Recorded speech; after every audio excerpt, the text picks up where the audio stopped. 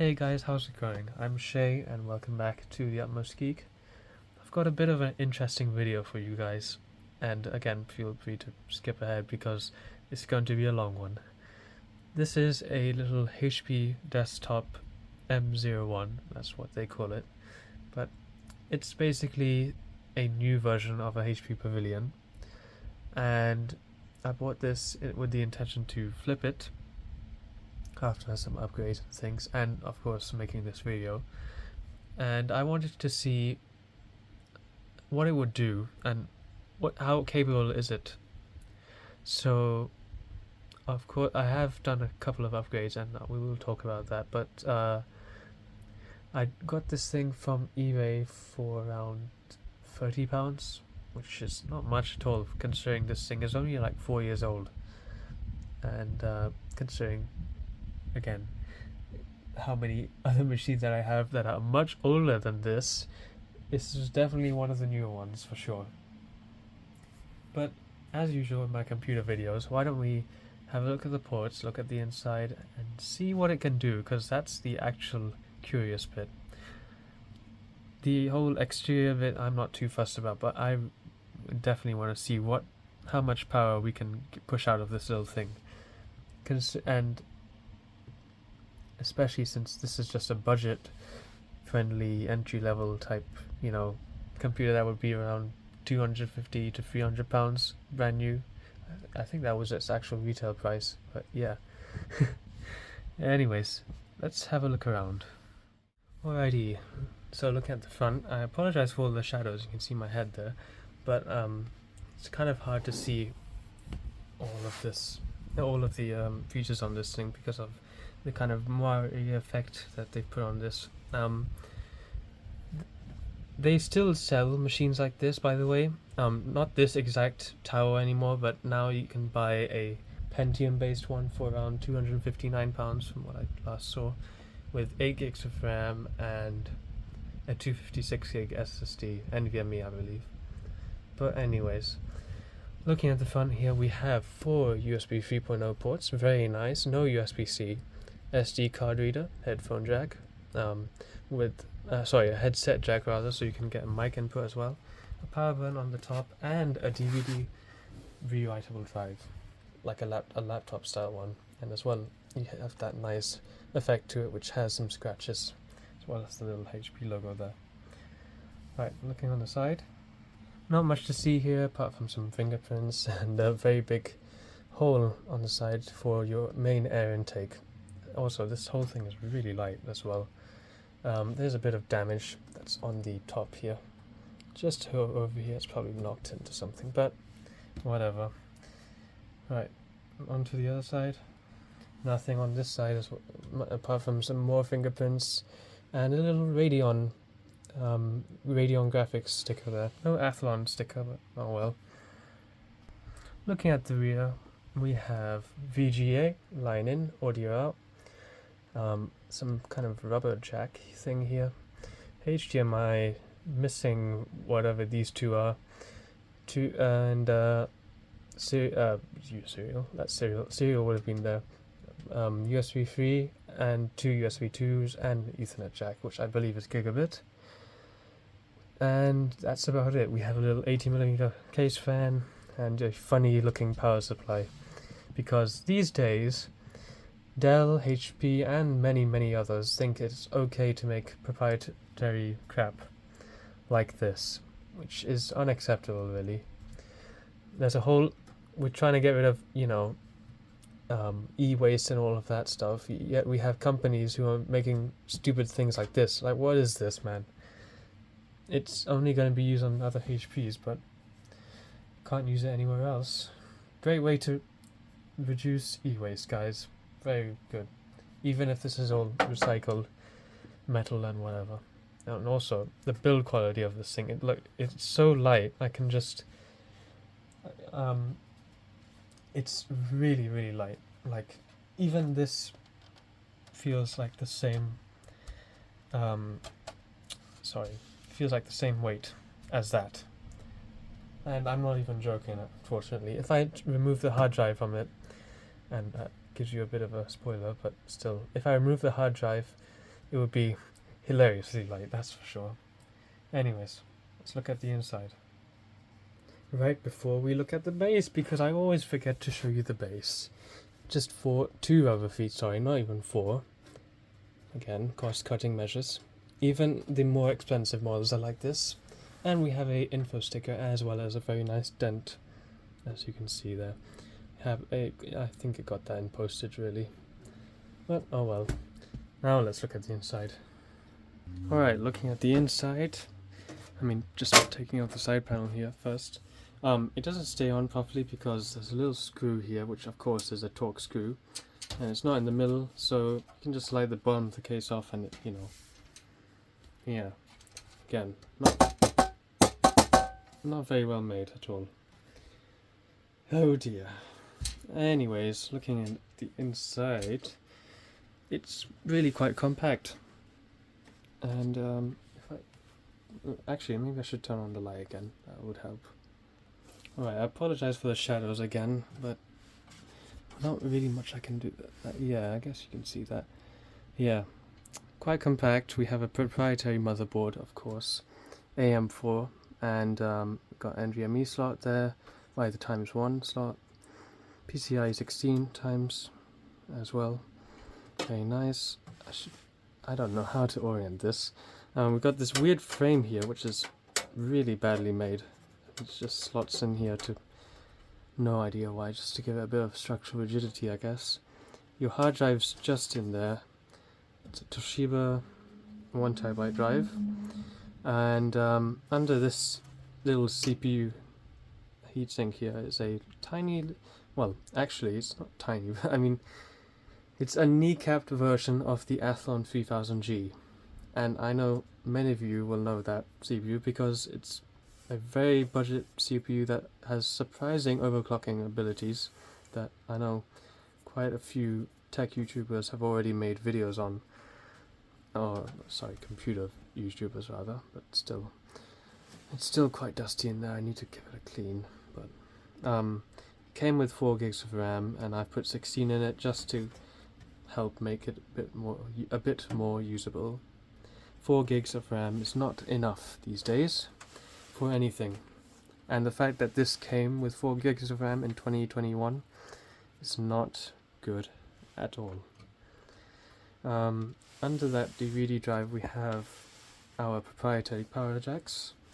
Hopefully you can see that just down there, and you have SATA ports and an extra one, but I'm not sure where you would mount an extra hard drive. I mean, you could probably mount one in here, like a 2.5-inch one. Or maybe there's like some screw holes here somewhere. Oh no, that looks like it's for a fan. Yeah, there's like holes here for what? Yeah, it's just not very well made. And even taking the side panel off here, I'll show you one more thing I don't like about these. And I think I've already talked about. Is this even coming off?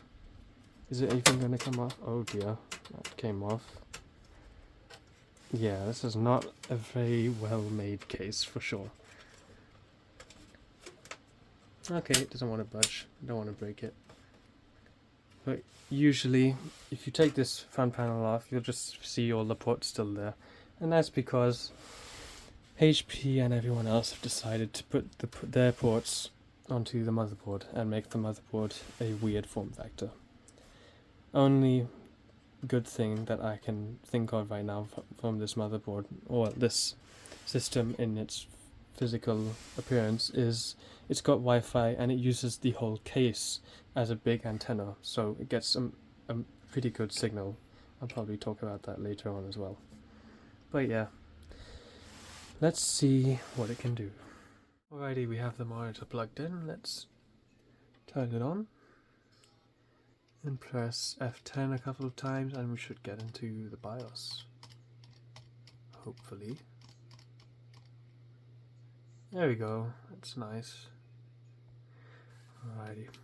As you can see, it's quite a modern BIOS, and that's the Athlon I was talking about earlier, and the 16 gigs of RAM that I've installed as part of the upgrade plan, but also to show you and myself to see how like well it can do with the excess RAM, because apparently these Athlon GPUs with the Vega graphics tend to do a bit better than regular Intel stuff, provided that they have adequate RAM, of course.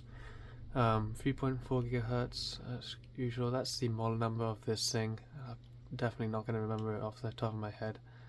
M01 F0 something. I don't know why they didn't call it the Pavilion desktop or something. But yeah, we got TPM as usual. It was running Windows 11 before, as mentioned, but it was very, very slow. It's terrible, really. It got to a point where I couldn't even update the poor thing because it was just struggling so bad with Windows 11. Definitely a terrible operating system if you have less than like 8 gigs of RAM. Even 8 gigs of RAM kind of struggles with Windows 11 for sure. Or even having a hard drive and you running in Windows 11 causes some issues. But yeah, it does have all the normal things.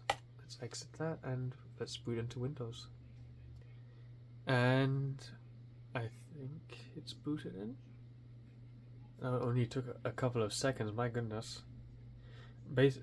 With Windows 10, they introduced a feature like, I don't know, a couple of years ago, 3 years ago, where it's kind of when the PC shuts down, it goes into a kind of a hibernation mode, so it boots up fast if the PC only has a hard drive. So there you go, booted up like in a couple of seconds, thanks to that feature.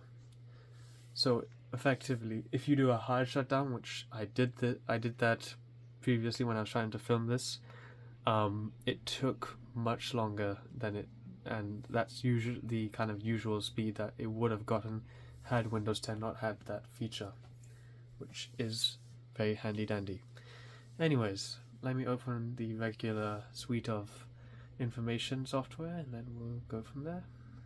Alrighty, here's everything opened up, and we can see our Athlon with more details now. So only got TDP of like 35 watts, which is very nice. Although it does get quite warm, so I don't really believe that. It's got a codename of Picasso, and it's got all the lovely features, hyperthreading and all that good stuff. So it's actually, on paper, it should be a pretty decent performer. We have a HP 8643 motherboard, and hopefully it will support my CPU that I plan on putting in here, as mentioned before. UEFI, of course, BIOS version of 2023, and 16 gigs of RAM and all that good stuff. I know they're not matching at all, but I got them for cheap, so what can I say? Radeon Vega 3 graphics, which hopefully will show what it can do. UEFI, I don't know why HVCI doesn't really show up much on any of my machines, but oh well. Let's have a look at the temps quickly as well. 44 degrees, it gets around to 50, 60 degrees, which is okay. It's fine, especially with the fact that it's got a tiny little pathetic heatsink on it. It's doing just fine, and it doesn't give out much heat output, just gets a bit warm to the touch on the case. But anyways, looking at the hard drive, we got 37 degrees for temps, which is fine. We got only 2000 power on hours, nothing at all really. This thing has not been used much. A lot of power on counts, so which is not good. Ideally, you want your power on counts to be lower than your hours, which I will give. It is lower than the power on. Sorry, it is lower than the power on hours, but I wish it was a bit lower than that. 7200 RPM, which is fine and dandy. But yeah, one cool thing I will say about this: when you put this thing to sleep, or rather, you just turn the monitor off, it goes into a kind of different type of low power mode where it shuts off the rear case fan, and I don't know if it like slows the hard drive down or something, but it's very unique. I haven't seen that before. But anyways, let's see how it does internet-wise. As you can see, it does pretty good. It's quite smooth, and there's no stutters at all, which is perfect. And by the way, we're using built-in Wi-Fi. We're not using Ethernet or anything, so that's cool. It's actually got one of the best built-in Wi-Fi I've found on any system that I own, really, even including laptops. It's very, very good. And as you can see from the graph, we don't have any stutters, which is perfect. And even if I play again, I've been using it for the past few videos, but let's just try it for this one as well. If we play this and just see what happens, it should do it just fine. You could let's turn this off as well, just for fun. Maybe we'll get 4K playback one day. I'm only in hope that we'll get 4K playback. Nope. Looks like we're just gonna get that instead, which is okay. Well, yeah, it does it just fine. Let's open Task Manager here too. Yeah, CPU's doing some work now. Yeah, it's equal right now. When you don't have H.264 on, it tends to put a bit more stress on everything. But otherwise, it does just fine. Look at that. Very good. Right, let's try Nova Bench now. Alrighty, Nova Bench is ready, so let's give it a whirl. It says 14 gigs of RAM. I believe 2 gigs have been allocated for the GPU, and you can't change that, so I guess we'll have to stick with that for now, I guess. And it seems to be going through really quickly, that's for sure. One thing I am surprised about is the way that it still has, oh, what are we getting? 640? 650? What? It's 753 FPS. Yeah, I knew that the graphics on this was strong. I didn't think they were that strong. Holy crap. That's insane. 938. That's a that is a very good score. My goodness. Yeah. Wow. Very surprising. I was just trying to say, this is the factory install, right? And it still has all of its bloatware and all of that stuff. I mean, there are a few useful things like there's this driver installer that's quite useful, but otherwise it's a lot of bloatware. And this is Windows 10 Home, not Pro. Yet it still seems to do just fine. It doesn't really struggle with. It doesn't make the hard drive struggle or anything. It doesn't load up unnecessary services. Like if I show you the Task Manager right now, you won't find that many things open apart from something like that. For example, ExpressVPN, McAfee. I need to delete that. Wild Tangent, more McAfee, but it doesn't. What's taking up the most RAM? Let's see. Yeah, antivirus, of course. HP Analytics Service. What is this? System event, utility, HP recommends. Yeah, there is definitely quite a lot of bloatware, but it doesn't seem to trouble it that much. That's what surprises me. I don't get it. So anyways, let's try some games now. I gotta fire up MSI but Afterburner, and then we'll go from there. Alrighty, here is Team Fortress 2, and I have everything set up, and we're running at high for everything, so let's see how it does. Alright, oh dear, we just joined when everything ends. Well, that's just great. Well, at least you can kind of see what frames we're getting, okay, perfect. Yeah, 30 FPS. Still, I mean, it's a playable frame rate, but it's not the smoothest, of course. Moving the camera, you can see the motion blur and everything. Oh, now we're up to 40, 50. see the GPU usage is pegged, of course, and temps are rising slowly. CPU usage is getting there too. What? I do not know. Oh my goodness. What is this map? And I'm already dead. But yeah, you can see all the stutters on the frame time graph, which, yeah, it's as you can, it's struggling, but it's definitely playable. And the best bit about it is look at the power usage there, 21, 22 watts. That's amazing, really. Now, obviously, we won't be getting that when we have the new CPU in this, because there's a spy, because that's a 65 watt CPU that we will be putting in here, and that will definitely bring up the power draw for sure. Die. Oh dear. Oh yeah, a bit of a stuttery mess, but definitely playable. On to the next one. Here's Half-Life 2 running on high settings, of course. And just in the menu, we're already getting like 35 FPS.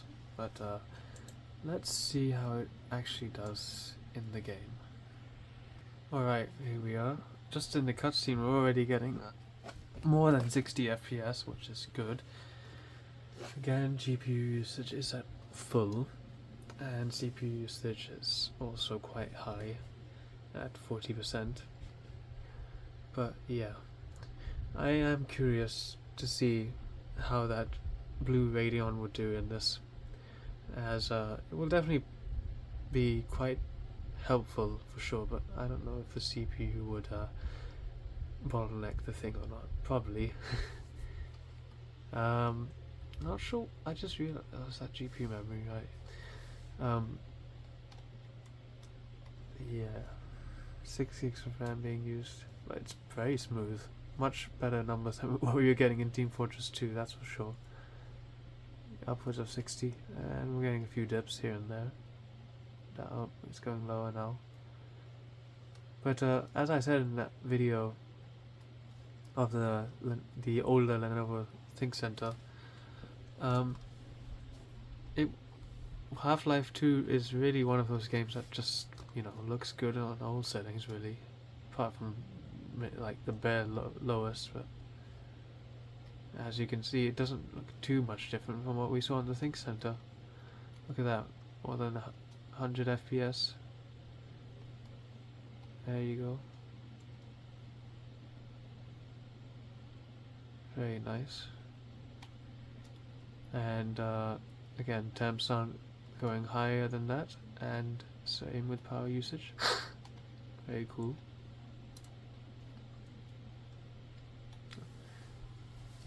And now, obviously, frames are going higher because we're just looking at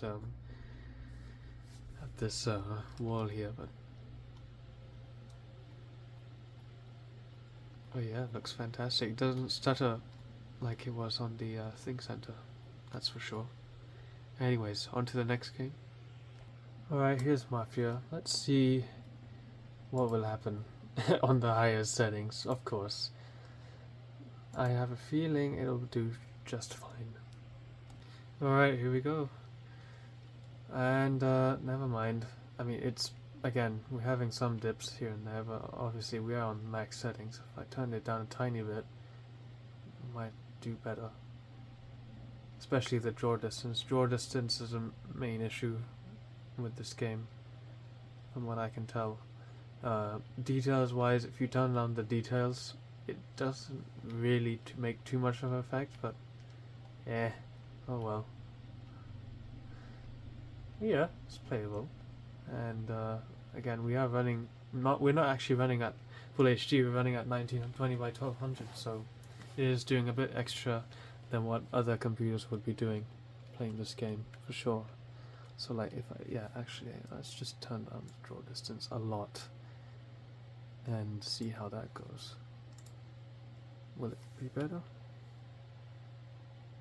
Slightly. Not really. Yeah, I probably would have turned down the distance details for sure. Anyways, on to the next one. Alright, here's where things get a bit silly. Let's see what happens with Black Mesa. Black Mesa is a remaster of Half-Life 1, and it's definitely one of those harder to run games for sure. And we are running on the lowest settings, by the way. Potato, I think it's called. Potato graphics settings. Yeah, there you go. 40 FPS just in the train, and yeah, it's going down, but it's again quite playable. At least it's not lower than 30 for sure. If it was lower than 30, then it would be a bit depressing for sure. Definitely. Otherwise, it's just fine, really. I have a friend who was recommending me that I should turn this into my summer rig because my main computer runs way too hot during most of the year, and in the summer it just pretty much cooks you alive. So probably a good idea, but I don't know. Still thinking about it, especially since I was thinking of I bought this in the intention of flipping it, so oh well. But as you can see, even on potato graphics, this game looks surprisingly good, apart from these closer textures here. Yeah, not so good, for sure. And lighting wise as well, it's pretty terrible. Oh well, look at that canyon there. Pretty good. And that's where the frames are going lower as well. Right, on to the next one.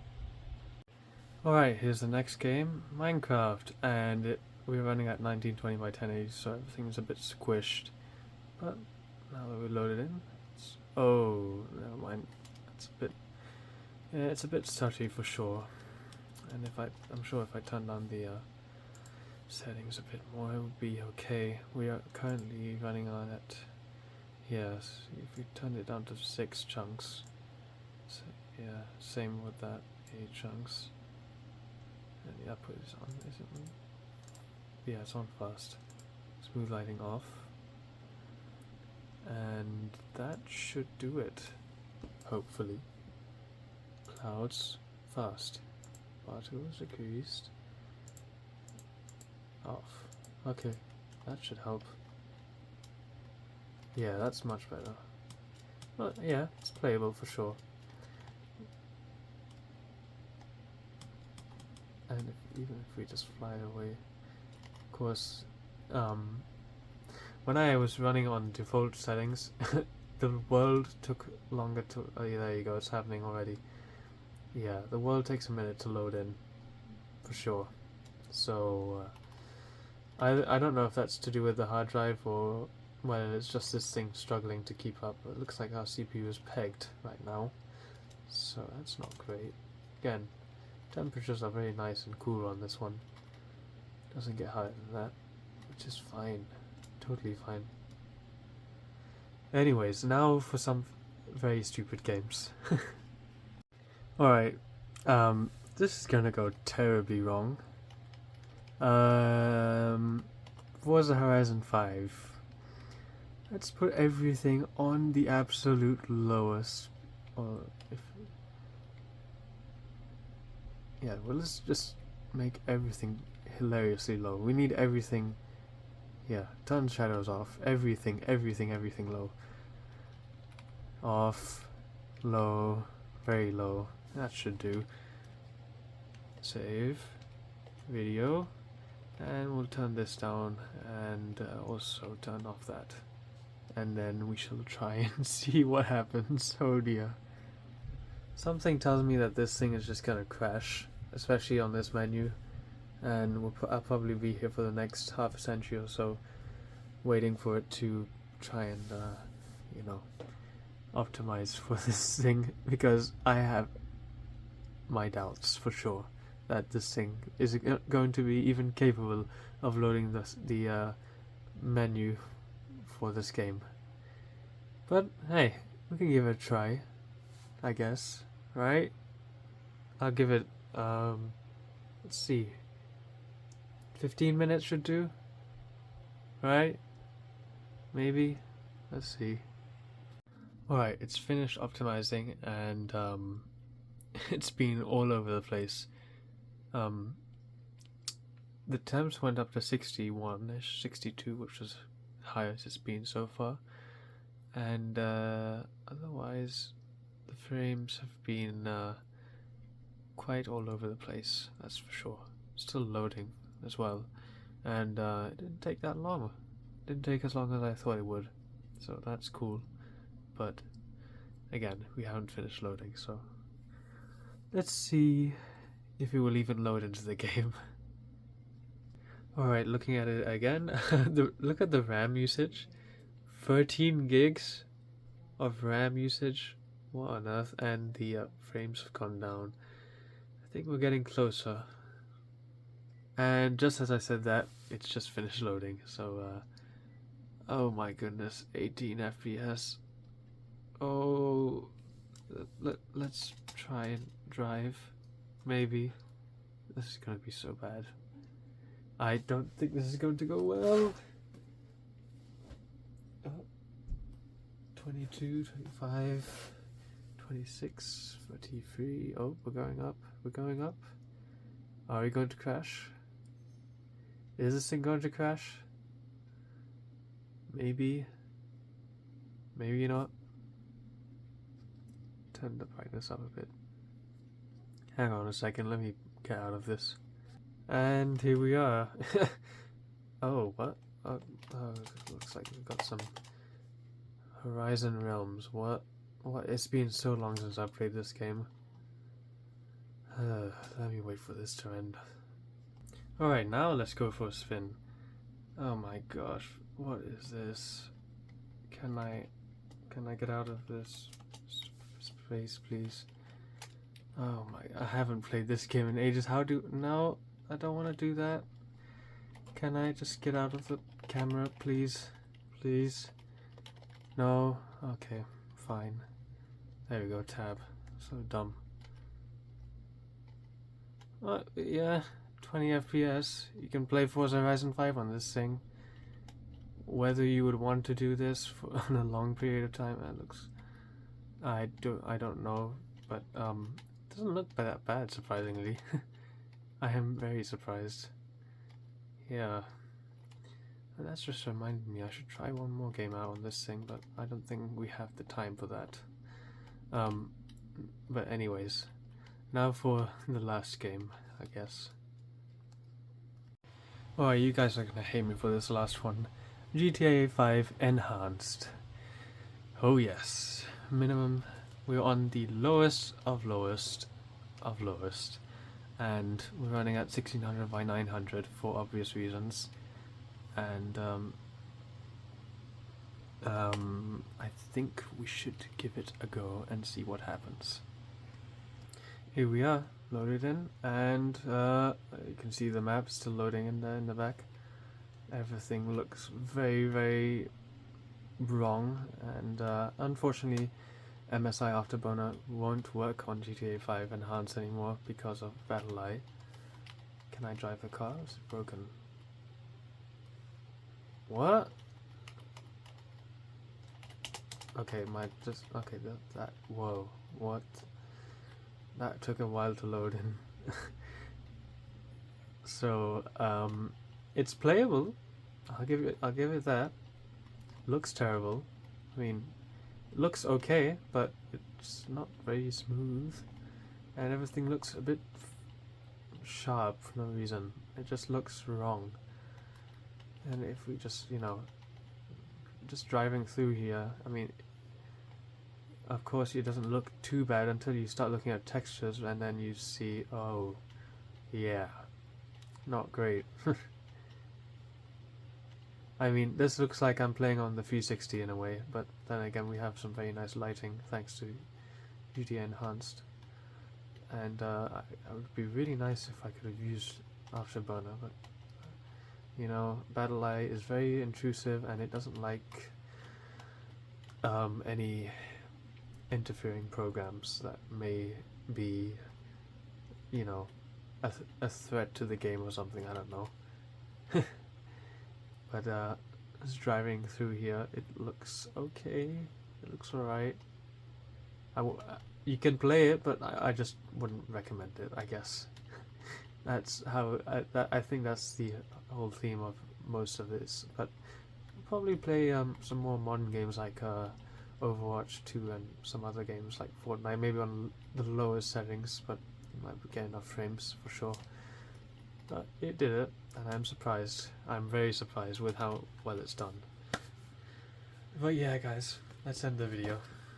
So guys, there we have it. I hope you enjoyed this one. I know this must have been quite cringy to watch, for sure, especially with some of the games that we were trying to push out of this thing. I hope it survives and hasn't broken itself after all that, but I am curious to see how it will do once it's been fully upgraded. Now that's gonna take a while for me to do because I'm going on holiday soon, and I don't even know if this video will be out before then, but it will hopefully be out before I go, and once I come back it will hopefully be all done, and we will do another video, follow-up video, on showing you guys how much better it will do with the new CPU and the new GPU, and maybe an SSD as well. But yeah, only time will tell. As usual, feel free to let me know what you guys thought of this video and of this little thing. I personally am very impressed with it, for sure, but I'm sure some of you guys will have something to say about it. But yeah, as usual, I'll just say the regular old thing. Nobody's here to force you to like and subscribe or whatever. It's not the thing that we do on this channel. And I'm not here to teach you how to use YouTube, am I? But yeah, guys, hopefully I'll see you in the next one, and bye for now.